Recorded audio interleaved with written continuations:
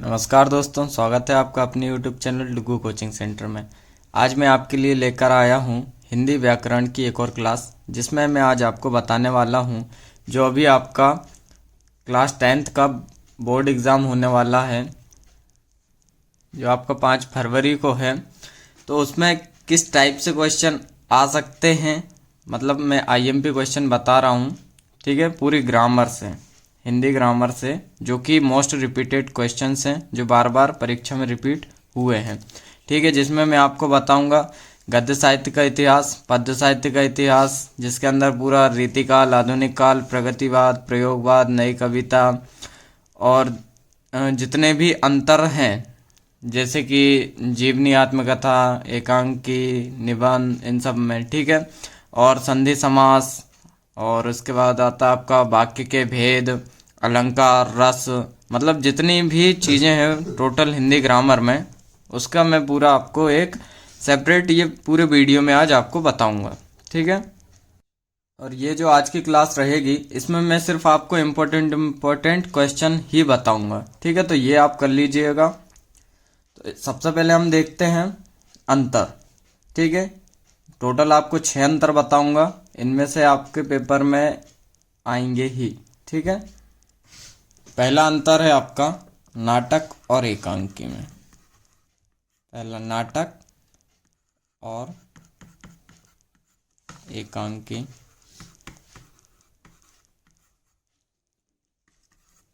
दूसरा है जीवनी, आत्मकथा, जीवनी और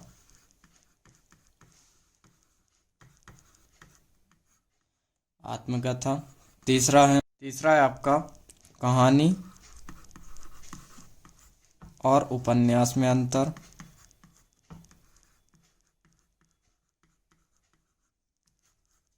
ठीक है। चौथा है रेखाचित्र संस्मरण में अंतर। रेखाचित्र और संस्मरण।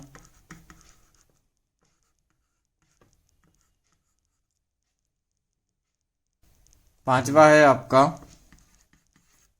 खंडकाव्य और महाकाव्य।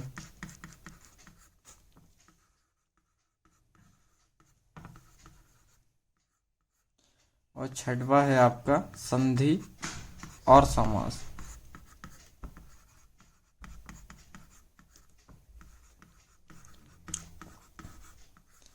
ठीक है। तो ये जो 6 अंतर हैं, ये आपको अच्छे से प्रिपेयर कर लेना है, ठीक है, क्योंकि जितने भी अंतर आते हैं वो लगभग यही रिपीट होते हैं हर बार, ठीक है। तो इनसे मतलब जो भी अंतर आएंगे वो इन 6 में से बाहर नहीं जाएंगे आपके, ठीक है। अंतर के बाद अब हम देखते हैं आपके रस। किसमें से देखेंगे? रस। कि रस में आपको कौन कौन से रस कर लेना है जो कि आपके पेपर में आ सकते हैं। देखिए, सबसे पहले तो आप अनुप्रास सॉरी सबसे पहले इसमें आप कर लीजिएगा श्रृंगार रस, ठीक है, श्रृंगार रस। दूसरा हो जाएगा आपका हास्य रस। तीसरा कर लीजिएगा आप करुण रस। और चौथा जो है वो है आपका वीर रस, ठीक है। तो ये जो 4 रस हैं, ये आप अच्छे से प्रिपेयर कर लीजिएगा, ठीक है। रस के बाद आता है आपका अलंकार, ठीक है। तो अलंकार में भी आपको टोटल 4 ही बताऊंगा, तो आप 4 ही अच्छे से प्रिपेयर कर लीजिएगा। तो सबसे पहला है आपका अनुप्रास अलंकार,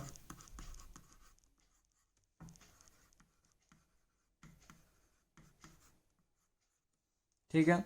दूसरा हो जाएगा आपका अतिशयोक्ति।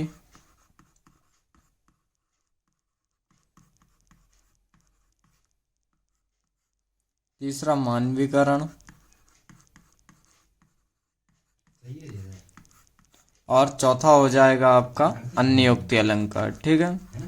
ये 4 अलंकार जो हैं, ये आप अच्छे से तैयार कर लीजिएगा। अब आगे बात करते हैं हम छंद की।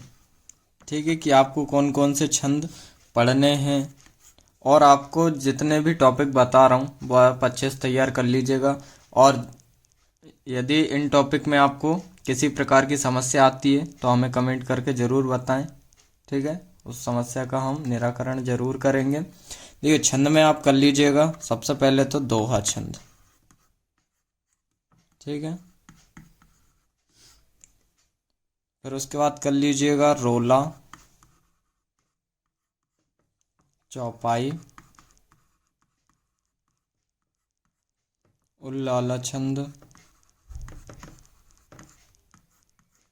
उसके बाद हरि गीतिका,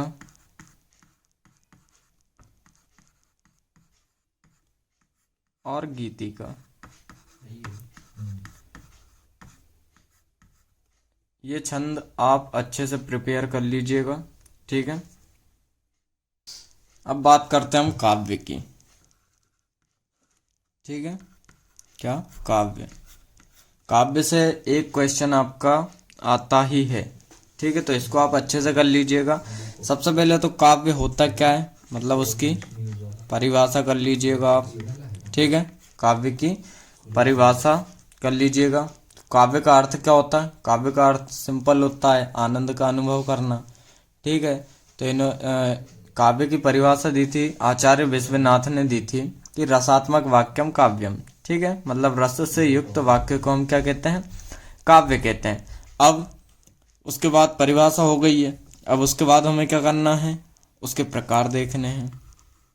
ठीक है, काव्य के प्रकार, तो काव्य दो प्रकार के होते हैं, पहला दृश्य काव्य, दूसरा श्रव्य काव्य। ठीक है, अब दृश्य काव्य भी कितने प्रकार के होते हैं? दृश्य काव्य भी दो प्रकार के होते हैं, पहला प्रबंध काव्य, दूसरा मुक्तक काव्य।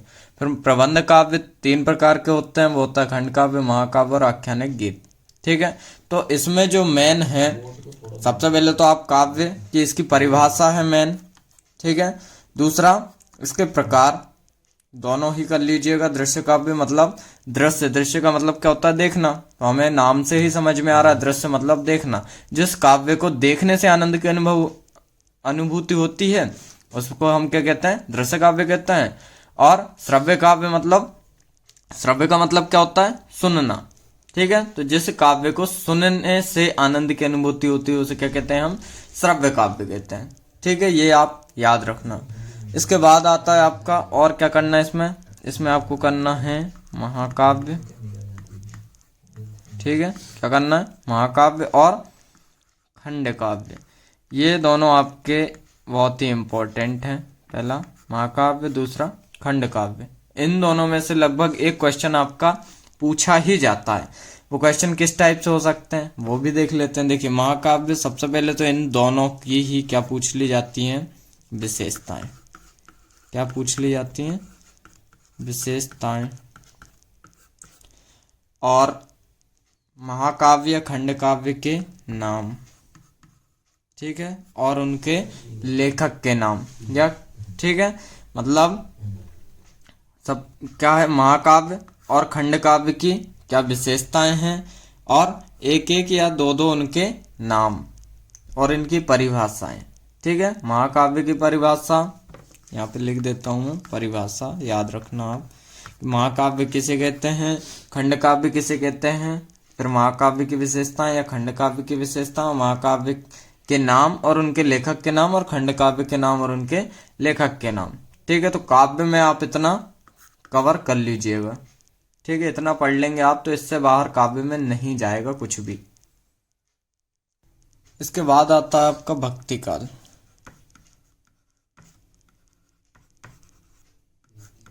ठीक है, क्या है? भक्ति काल। तो भक्ति काल में आपको पढ़ना है कि ये भक्ति काल तो सबसे पहले कितने पार्ट में डिवाइड किया गया है इसको। ठीक है, ये पढ़ लेना आप। और भक्ति काल की सबसे महत्वपूर्ण चीजें जो है उसकी विशेषताएं, क्या याद रखना है आपको? विशेषताएं। ठीक है, भक्ति काल की क्या विशेषताएं हैं ये आपको याद रखना है। उनके एक एक कवि के नाम। ठीक है, या लेखक के नाम।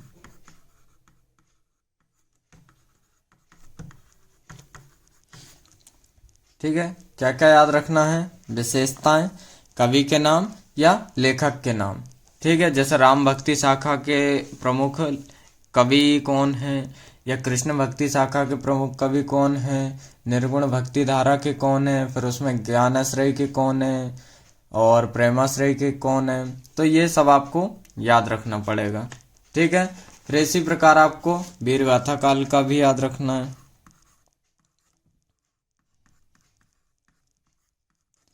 वीरगाथा काल में आपको क्या याद रखना है? इसकी विशेषताएं, वीरगाथा काल की विशेषताएं क्या क्या हैं ये आपको याद रखना है, और इसके लेखकों के नाम।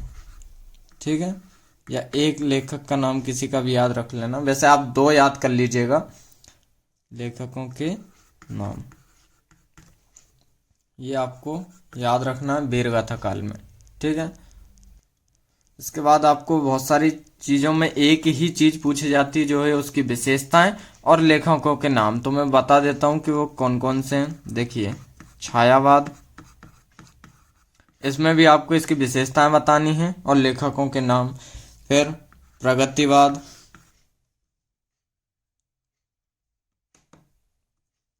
क्या बताना? फिर प्रगतिवाद।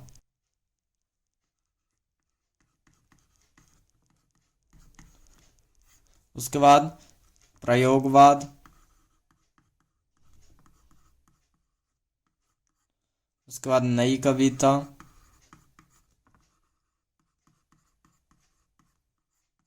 रीतिकाल,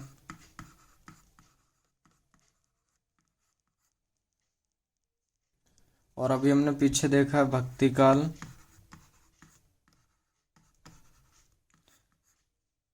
ठीक है, और छायावाद। इन सब चीज़ों में एक ही चीज़ कॉमन लिखनी होती है, जो क्वेश्चन आता है वो सब में कॉमन आता है। क्या आता है? इसकी विशेषताएं बताइए और लेखकों या कवि के नाम। ठीक है, कवि या लेखकों के नाम। ठीक है, तो इनमें आप इनकी विशेषताएं और एक एक लेखकों या कवियों के नाम आप याद कर लीजिएगा। ठीक है, इन सब चीज़ों में। इसके बाद मैं बताने वाला हूँ जो आपके मोस्ट रिपीटेड क्वेश्चन आते हैं, मतलब मैं सिर्फ टॉपिक बताऊंगा, क्वेश्चन आप ढूंढ के और याद कर लीजिएगा। ठीक है, सबसे पहला आता है आपका संधि से। ठीक है, क्या आता है? संधि। फिर अगला आता है आपका समास। उसके बाद आता है आपका पर्यायवाची शब्द, पर्यायवाची। उसके बाद आता है आपका विलोम शब्द। इसमें आप एक काम कीजिएगा, जितने भी रिपीटेड क्वेश्चंस हैं जिन पे सन डले हुए हैं, ठीक है, कि ये इस सन में आया था, ये इस सन में आया था, ये आपको परीक्षा बोधि अध्ययन में मिल जाएगा। ठीक है, तो आप वहां से इनके जो रिपीटेड क्वेश्चंस हैं उनको आप कर सकते हैं। ठीक है, इसके बाद आता है आपका अनेक शब्दों के लिए एक शब्द। ये भी आप अच्छे से तैयार कर लीजिएगा। ठीक है, फिर उसके बाद आता है आपका वाक्य प्रयोग। जैसे एक आपका हर बार लगभग रिपीट होता ही है, 9 2 11 होना। ठीक है, वाक्य प्रयोग होगा। अब उसके बाद आता है आपका वाक्य के भेद। याद रखना, वाक्य के भेद। इसमें आपको वाक्य के भेद जो हैं वो आपको दोनों प्रकार से पढ़ने हैं, रचना के आधार पर और अर्थ के आधार पर। ठीक है, ये आपको दोनों टाइप से पढ़ने हैं, वो किसी भी टाइप में आपको पूछ लिया जाएगा। ठीक है, तो कितने टॉपिक हो गए आपके? संधि हो गई, समास हो गया, पर्यायवाची शब्द हो गए, विलोम शब्द, अनेक शब्दों के लिए एक शब्द, वाक्य प्रयोग और वाक्य के भेद। ठीक है, अब इसके आगे आता है आपका वाच्य आता है, ये भी याद रखिएगा। ठीक है, क्या आता है? वाच्य। फिर उसके बाद मुहावरे और लोकोक्तियाँ।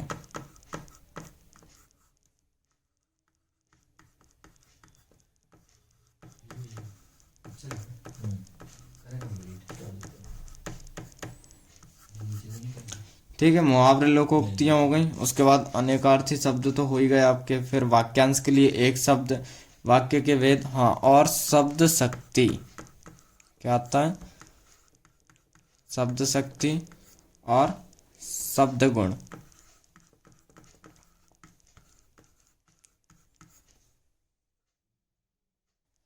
इसके बाद आता है आपको लेखक परिचय, कवि परिचय, और सबसे मेन चीज है जो आती है आपकी संदर्भ प्रसंग।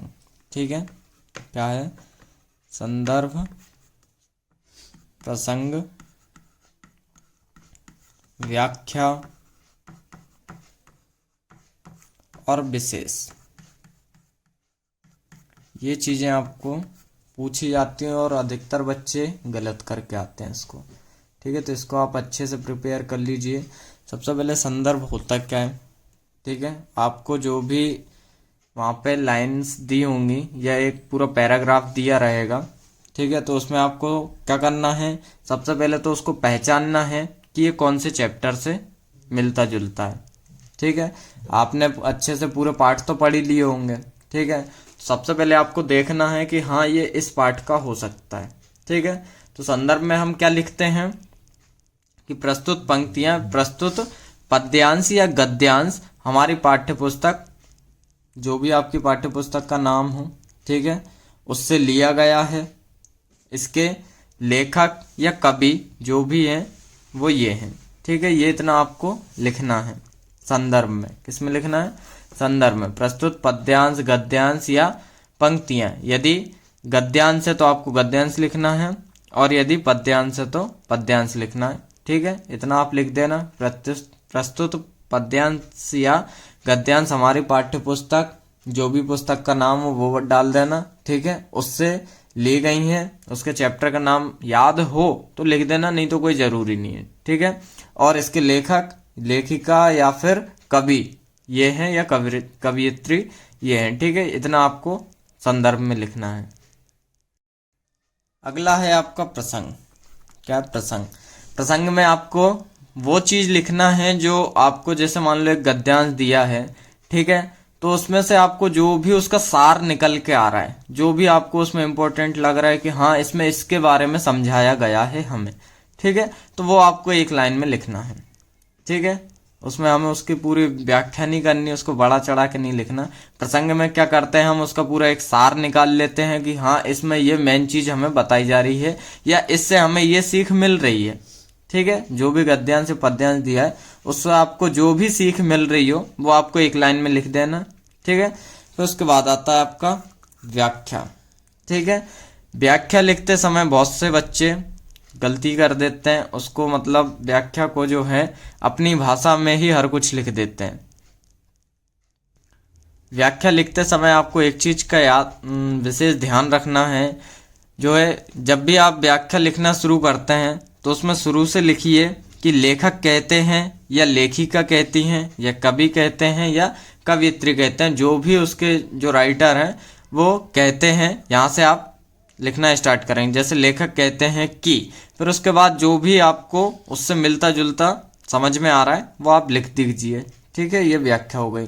फिर विशेष, फिर आता है आपका विशेष। विशेष में आपको क्या बताना है?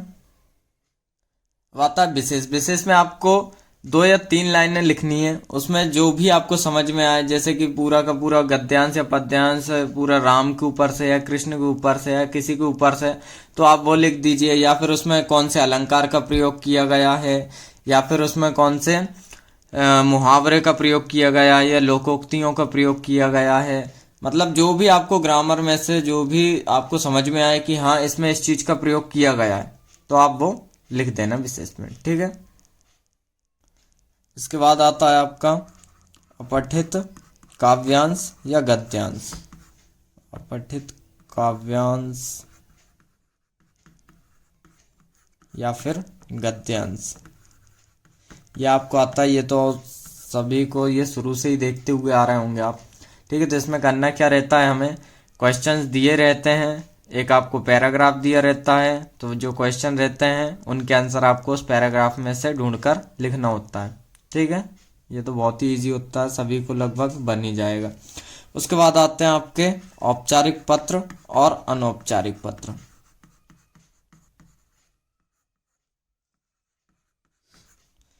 औपचारिक पत्र और अनौपचारिक पत्र।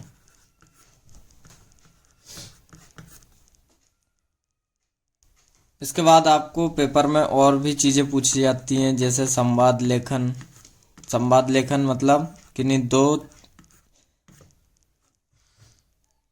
दो लोगों के बीच का जो वार्तालाप होता है वो लिखना है आपको, ठीक है। उसके बाद विज्ञापन लेखन। विज्ञापन लेखन मतलब किसी भी चीज़ को आपको, जैसे किसी भी चीज़ की ऐड करनी है तो वो, ठीक है। उसके बाद सूचना लेखन, ये वैसे बहुत कम पूछा जाता है, सबसे ज़्यादा आता है आपका संवाद लेखन और विज्ञापन लेखन, ठीक है। उसके बाद आता है आपका निबंध लेखन सबसे लास्ट में।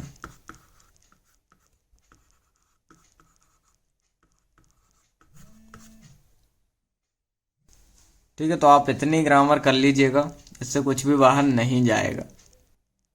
और बाकी इसमें आपका जो पेपर रहेगा उसमें आपको क्वेश्चन आंसर आएंगे जो कि आपके चैप्टर से रहेंगे, ठीक है। तो आप उनको भी अच्छे से याद कर लीजिएगा। और आपको किसी भी विषय में किसी भी प्रकार की समस्या हो तो आप हमें कमेंट करके ज़रूर बताएं।